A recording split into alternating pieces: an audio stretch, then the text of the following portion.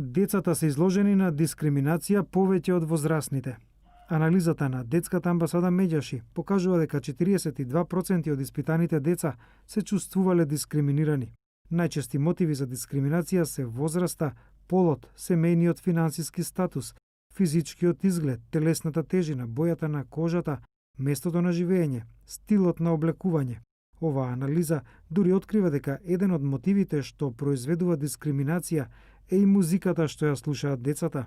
Психолозите заклучуваат дека предрасудите кај децата првпат се појавуваат на возраст од 3 години. Најчесто ги абсорбираат оние што веќе постојат во општеството.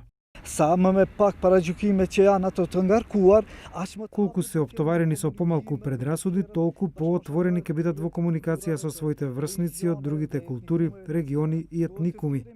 Ние мора да се повикаме на искуството на децата, на социјалното искуство, започнувајќи во семејството, во зависност од тоа како родителите ги образуваат своите деца, дали ги едуцираат за дружење, да комуницираат со секого или да избегнуваат одредени категории на луѓе. Второ, какви модели учат на училиште, што промовира училиштето, диалог, меѓукултурна соработка или не.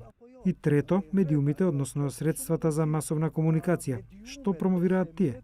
Што промовираат социјалните мрежи? И тоа е важно прашање. Според професорот Муртезани, колку е подемократски и порамномерен односот на општеството кон различните раси, етникуми и култури, толку помалку предрасуди ќе имаат децата.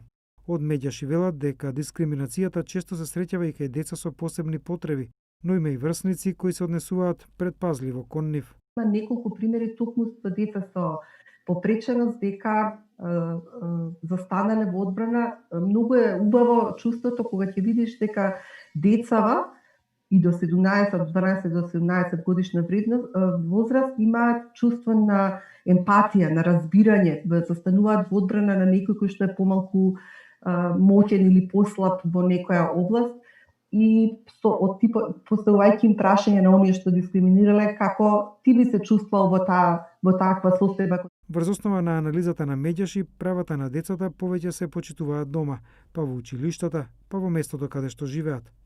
10% од децата вклучени во оваа студија признале дека биле жртви на насилство.